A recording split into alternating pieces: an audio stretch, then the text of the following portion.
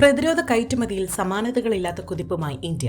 2025-26 സാമ്പത്തിക വർഷത്തിൽ ഇന്ത്യയുടെ പ്രതിരോധ കയറ്റുമതി 38,424 കോടി രൂപ എന്ന സർവ്വകാല റെക്കോർഡിലെത്തി.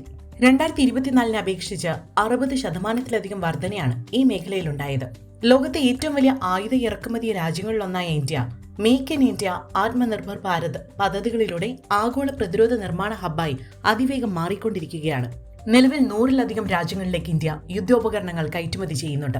America, Israel, Britain, France, Germany എന്നിവയാണ് ഇന്ത്യൻ പ്രതിരോധ സാമഗ്രികൾ വാങ്ങുന്ന പ്രധാന രാജ്യങ്ങൾ.